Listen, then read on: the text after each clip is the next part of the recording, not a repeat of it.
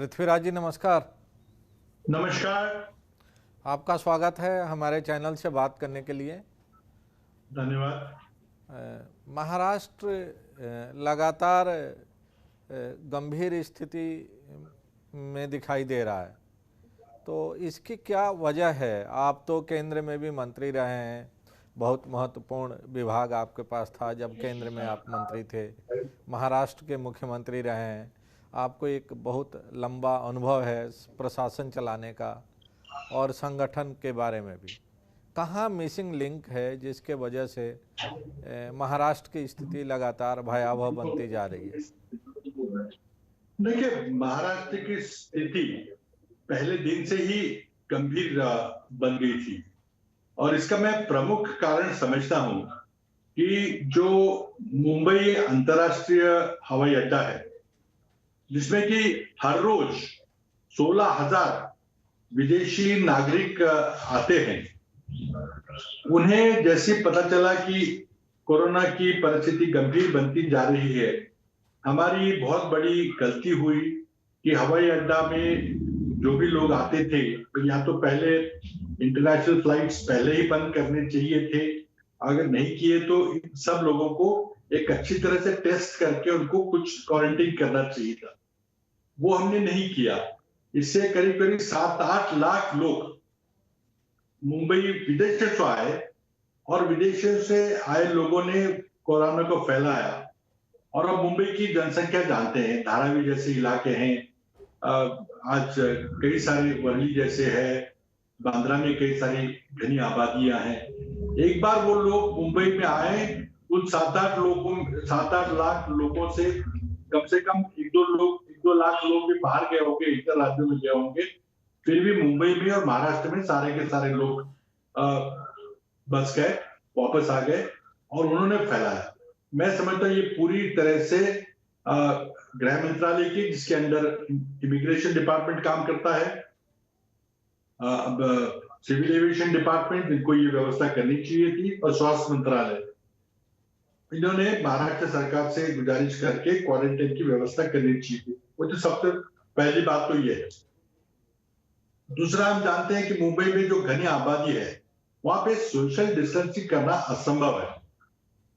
अच्छा, मुंबई में लोग आते हैं, यूपी बिहार से आते हैं, महाराष्ट्र के हिंटरलैंड से आते हैं, ग्रामीण इलाकों से आते हैं, और जब भी ये लोग वापस जाते हैं, जब तक पूरा लॉकडाउन नहीं हुआ था, उसके पहले ये लोग जा रहे थे। जो 24 मई को जो लॉकडाउन हुआ, और वो सब अपने साथ वायरस ले जा रहे थे। विशेषकर महाराष्ट्र के ग्रामीण इलाकों में जो वायरस फैला है, वो मुंबई पुणे से ही आगे बढ़ा है। और मुंबई में जो विदेशी नागरिक आ रहे थे, उनको रोकने में हमारी चूक हुई है, गलती हुई है। इसके चलते मुंबई के जो आंकड़े हैं, पहले दिन से ही और किसी राज्य से ज्यादा है, महाराष्ट्र के आंकड़े और किसी राज्य से ज्यादा है। पृथ्वीराज जी, जो अभी तक जानकारी मिल रही है उसके मुताबिक एक आरटीआई से भी खुलासा हुआ है कि जो एयरपोर्ट्स पर बाहर से आने वाले लोग थे, उनकी जो चेकिंग होनी चाहिए उस मुस्तैदी से नहीं हुई। अब मुश्किल से 15 से 20% लोगों की ही फ्रिस्किंग हुई और उनकी थर्मल टेस्टिंग हुई, जिसके वजह से वे वायरस लेके देश के अलग अलग हिस्सों में फैल गए। महाराष्ट्र में चूँकि ज़्यादा तादाद में लोग गए, इसलिए महाराष्ट्र बुरी तरह से ज़्यादा प्रभावित नज़र आ रहा है। आपका भी यही कहना है। लेकिन क्या पीपीई किट या बाकी जो आवश्यक ज़रूरत की चीज़ें हैं इस महामारी से लड़ने के लिए, उसमें भी महाराष्ट्र पीछे है क्या बाकी राज्यों की तुलना में संसाधन के मामले में, या महाराष्ट्र में पर्याप्त संसाधन है?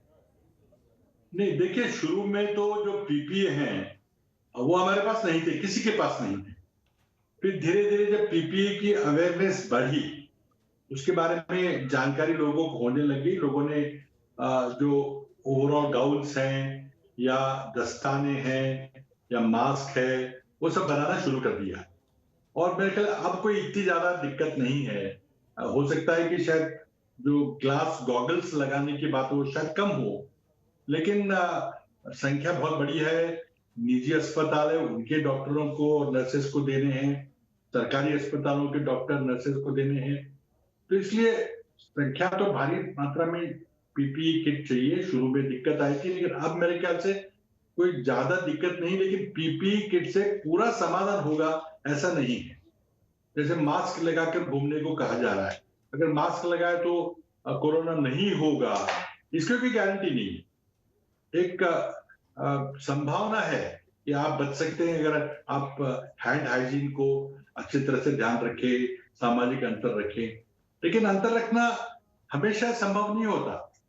2 मीटर का अंतर रखना संभव नहीं होता। कई बार हम कोई कागज देने के लिए, कोई फोन उठाने के लिए कुछ हम बात पास आते हैं। तो मैं समझता हूं कि पीपीई किट से या ये सामाजिक अंतर या मास्क लगाने से 100% कोई सुरक्षित होगा ऐसे मानना गलत है। निजी इम्यूनिटी जो है वो भी बहुत जरूरी है। और अभी भी इस बीमारी के बारे में पूरी जानकारी हमारे साइंसदानों को नहीं हुई है। कोशिश चल रही है, संशोधन चल रहा है, काफी सारा अनुसंधान हो रहा है, लेकिन पूरी जानकारी मैं नहीं समझता हूँ कि किसी भी देश में इसके बारे में पूरी जानकारी है। तो जो हमें बताया गया उतना हम करने की कोशिश कर रहे हैं। आर्थिक संसाधन की तो कमी नहीं हो रही है महाराष्ट्र सरकार को इस बीमारी से लड़ने में? नहीं, देखिए, पीपीई किट जहां तक सवाल है उसकी कोई दिक्कत नहीं है। आज जो आर्थिक तंगी है वो माइग्रेंट लेबर्स को बाहर भेजने में, उसमें जो दिक्कतें आ रही है, जो माइग्रेंट लेबर हमारे यहाँ है उनको कुछ तनख्वाह नहीं मिल रही है, तो उनको खाना पीना देने में कुछ दिक्कतें आ रही है। लेकिन वो ज्यादातर दिक्कतें लॉजिस्टिक की है, पैसे की नहीं है। पैसे की दिक्कतें आगे आएंगी, अवश्य आएंगी, लेकिन आज पैसे के कारण कोई कोताही बरती जा रही है ऐसा मैं नहीं मानता। पृथ्वीराज जी, अभी तक का जो ट्रैक रिकॉर्ड है महाराष्ट्र सरकार का, वो लग रहा है कि माइग्रेंट लेबरर्स के साथ बड़ा ही सौतेला व्यवहार देखने को मिल रहा है। क्या वजह है? क्या ये पुराना जो उनकी पॉलिटिकल फिलॉसफी है उसी का हिस्सा है कि उत्तर भारतीयों को महाराष्ट्र से बाहर रखा जाए, या कोई और नहीं, ये कारण? बिल्कुल गलत, ये बिल्कुल गलत आरोप है। ऐसी एक पॉलिटिकल फिलॉसफी चुनाव के समय चलती है, लेकिन महाराष्ट्र की पूरी जनता जानती है कि जो बाहर से आए मजदूर है, चाहे उड़ीसा, बंगाल, यूपी, बिहार या कर्नाटक, तेलंगाना से हो, तो महाराष्ट्र की अर्थव्यवस्था बनाने में उनका बहुत बड़ा भारी योगदान है। तो ये आरोप करना कि कोई सौतेला व्यवहार हो रहा है, बिल्कुल सरासर गलत आरोप है। अब देखिए क्या हो रहा है, इस सेंटर की जो कोऑर्डिनेशन की जिम्मेदारी है वो पूरी नहीं पड़ रही। हमने पहले ही कह दिया था कि जो भेजने वाले राज्य हैं और जहां पे लोग आने वाले हैं, उन दोनों का आम राय होनी चाहिए, उनका एक कॉन्सेंसस बनना चाहिए, वो नहीं हो पा रहा है। कुछ राज्य कह रहे हैं कि हम मुंबई के लोगों को नहीं लेंगे। अब बंबई के लोगों में उत्तर भारतीय है, बिहारी है, बंगाली है, या मुंबई का है, महाराष्ट्र का है, कोई नहीं देगा। बंबई से कोई आ रहा है उसको मत लीजिए। तो एक तो दिक्कत ही आ रही है, वो उनके साथ कोई सौतेला व्यवहार किया जा रहा है, ये सरासर गलत झूठी बात है। कोई वो हमारे सम्मानीय अतिथि है और हमारे अर्थव्यवस्था में उनका पूरा योगदान है, लेकिन ये लॉजिस्टिकल प्रॉब्लम्स है।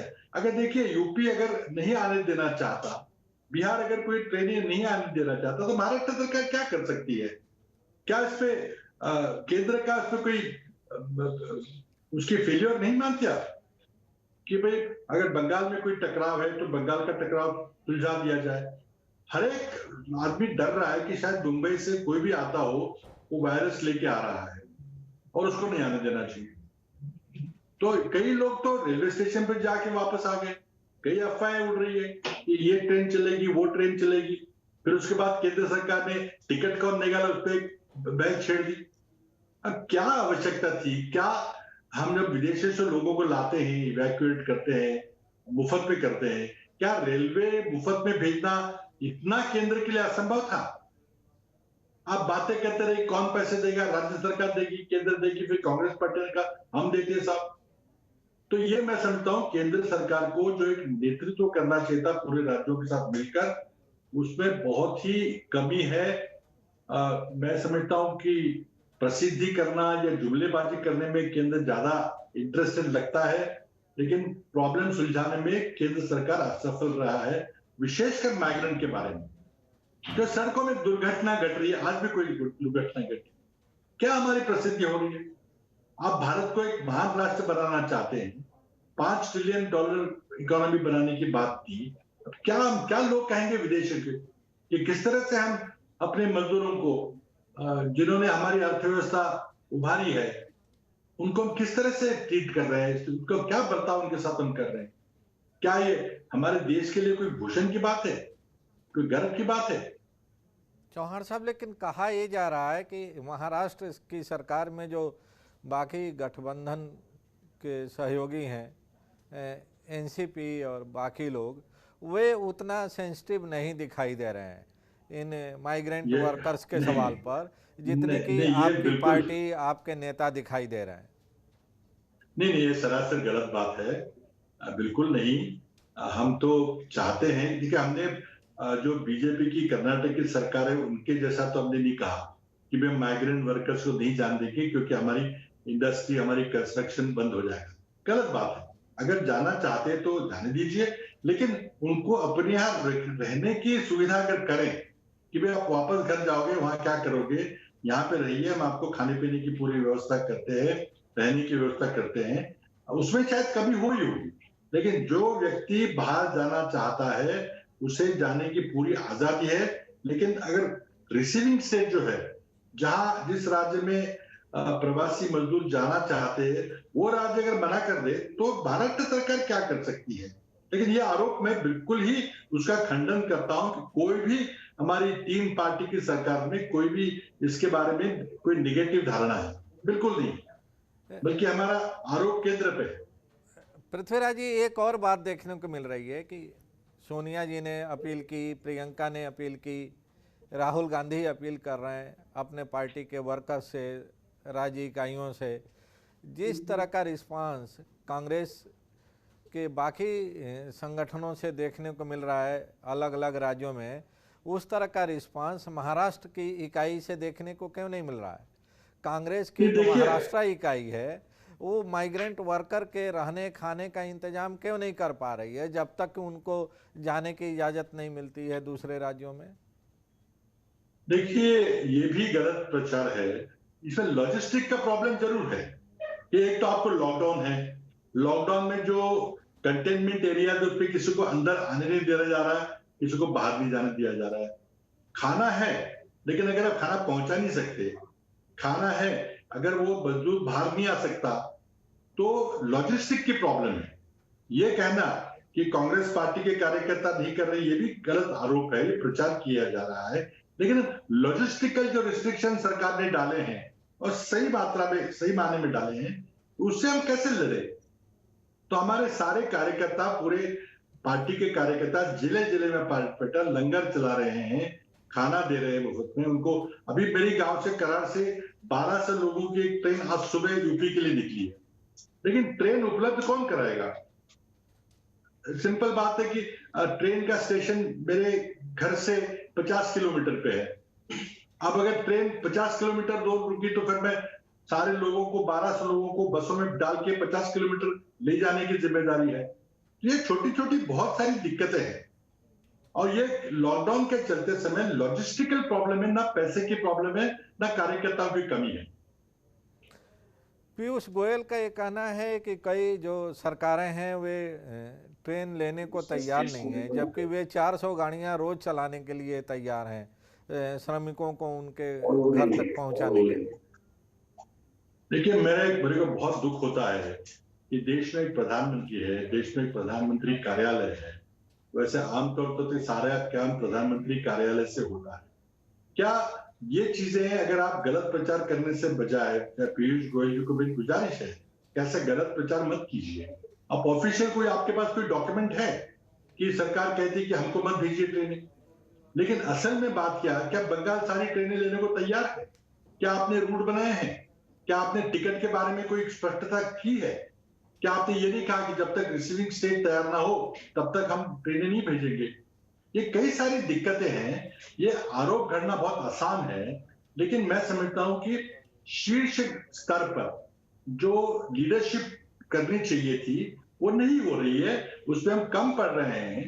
आपको याद होगा कि यूपीए सरकार में डॉक्टर मनमोहन सिंह के चलते 2005 में हमने डिजास्टर मैनेजमेंट एक्ट बनाया था, जिसके चलते हर प्रकार की आपदा के लिए हमने एक हैंडबुक बनाया है कि अगर सुनामी हो तो क्या होगा, भूचाल आए तो क्या होगा, अगर एटमी हल्ला होगा तो क्या होगा।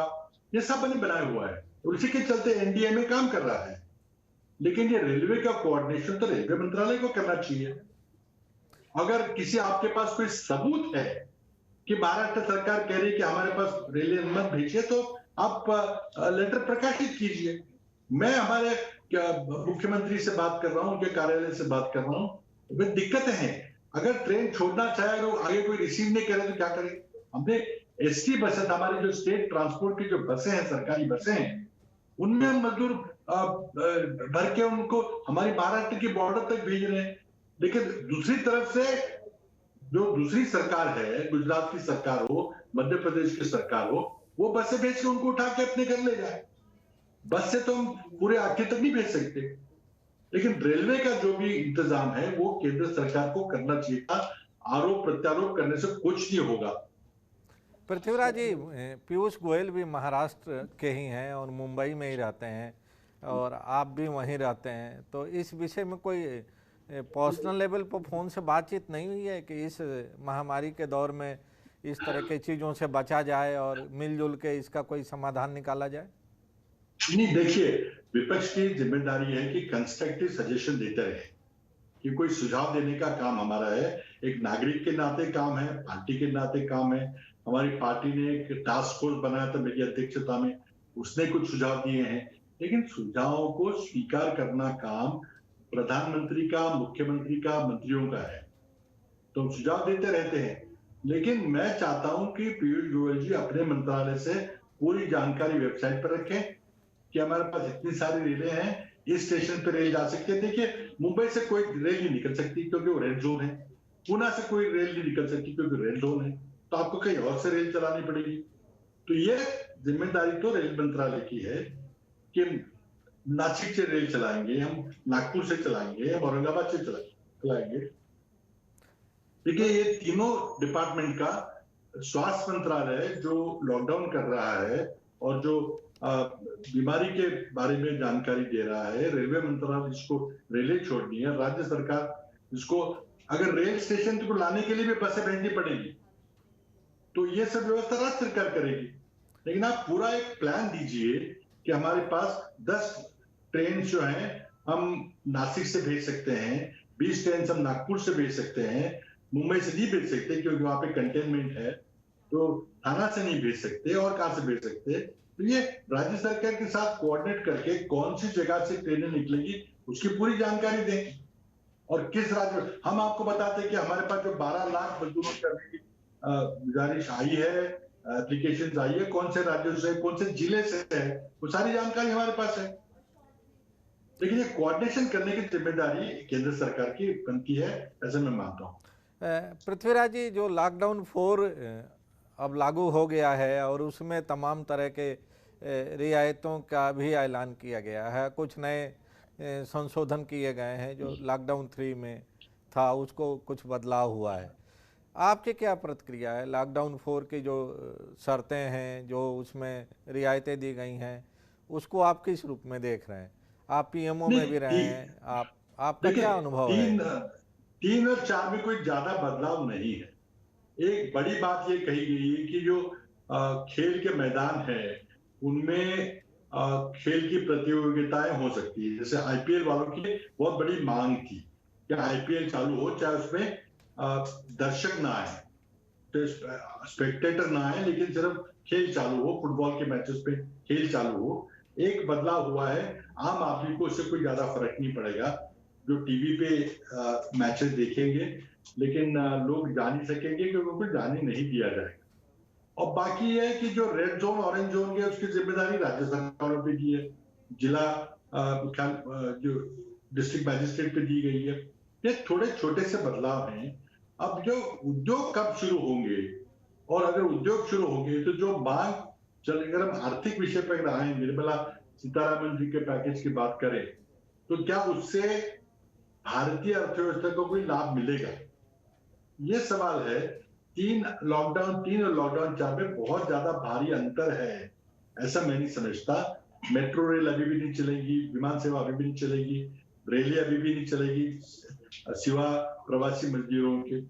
तो बाकी अर्थव्यवस्था का जो चक्र है उसको अगर घुमाना है तो एक तो फैक्ट्रियां शुरू करनी पड़ेगी, दुकानें शुरू करनी पड़ेगी, व्यापार शुरू करनी पड़ेगी, और उन दुकानों में उन उद्योगों का बना माल खरीदने के लिए ग्राहक को अपने जेब से पैसा निकालकर वो माल खरीदना पड़ेगा, जिसकी मुझे बहुत बड़ी आशंका है। एक आखिरी सवाल है कि अभी तक के जो आंकड़े बता रहे हैं कोरोना के, उसमें सबसे ज़्यादा केसेज अगर महाराष्ट्र के बाद कोई दिखाई दे रहा है तो गुजरात में दिखाई दे रहा है, और गुजरात और महाराष्ट्र देश के सबसे ज़्यादा आर्थिक रूप से संपन्न राज्य माने जाते हैं। सारे बड़े उद्योगपति या तो गुजरात में रहते हैं, नहीं तो महाराष्ट्र में रहते हैं। तो उस आर्थिक संपन्नता के बावजूद, संसाधनों की पर्याप्त संख्या के बावजूद, क्या वजह है कि इन राज्यों में कोरोना महामारी से लड़ने में उनके परफॉर्मेंस बहुत अच्छा नहीं है? क्या विल पावर की कमी है? देखो, दोनों राज्यों का आपने नाम लिया है। दोनों राज्यों में, जैसे मैंने कहा, विदेशों से बहुत ज्यादा लोग आते हैं। गुजरात के लोग अमेरिका में बहुत ज्यादा रहते हैं, वहां से लोग वापस आए हैं, और महाराष्ट्र में एयरपोर्ट है तो सारे हमारे मुंबई एयरपोर्ट पे लोग आए हैं, तो इसी से ज्यादा संख्या बढ़ी है। लेकिन आज जो है, टेस्टिंग की अगर बात करें तो जिस मात्रा में हमको टेस्टिंग करना चाहिए था वो हम नहीं कर पा रहे हैं। हमारे पास टेस्ट किट नहीं है, जो हमने टेस्ट किट चाइना से इंपोर्ट की वो खराब निकले, क्योंकि हमारे पास किट बनाने की अभी व्यवस्था नहीं है, धीरे धीरे बन रही है। तो महाराष्ट्र में बहुत सारी टेस्टिंग करनी। आंकड़ों की जहां तक बात है, उसका एक बड़ा सीधा सा संबंध टेस्टिंग से है। अगर आप टेस्ट ही ना करो और बिना टेस्ट के लोगों को बीमारी होगी, वो ठीक हो जाएंगे, बीमारी हो गई तो मर जाएंगे, और आप टेस्टिंग नहीं करने के कारण ये नहीं बता पाओगे कि ये कोविड था कि नहीं था। तो एक तो टेस्टिंग बहुत ज्यादा मात्रा में करने की आवश्यकता है। लेकिन मैं समझता हूँ कि अगर कोई राज्य या कोई शहर कोरोना का मुकाबला करने के लिए तैयार है तो मुंबई है। मुंबई में जो सार्वजनिक स्वास्थ्य व्यवस्था है वो मैं समझता हूँ कि किसी और शहर में दिल्ली को मिलाकर नहीं है। लेकिन फिर भी लोक संख्या, जनसंख्या इतनी ज्यादा है कि शायद हमारी व्यवस्था, वो व्यवस्था भी कम पड़ रही है। लेकिन गुजरात और महाराष्ट्र में ज्यादा जो रोगी होने का कारण है विशेषकर कि ये गुजरात और महाराष्ट्र के अमेरिका से और यूरोप से, यूके से जो हमारे घनिष्ठ निकट संबंध है, वो एक बहुत बड़ा कारण है। लेकिन हम उसको जरूर, उसे जूझ के हम कंट्रोल कर लेंगे। लेकिन मैं मानता हूं कि ये शायद कोरोना कोई जल्दी से हमारे बीच में से नहीं निकलेगा जब तक वैक्सीन नहीं निकलता, कोई टीका लगने की व्यवस्था नहीं होती। लेकिन हम उसके साथ पूरा मुकाबला कर रहे हैं। थोड़ा कोऑर्डिनेशन की कमी है दिल्ली से, और केंद्र अपनी जिम्मेदारी निभाए, अच्छी तरह से कोऑर्डिनेशन करे, तो मैं समझता हूं हम इससे ज्यादा अच्छी परिस्थिति में आ सकते हैं। बहुत बहुत धन्यवाद पृथ्वीराज जी आपको। Thank you. शुक्रिया, थैंक यू, धन्यवाद। नमस्कार।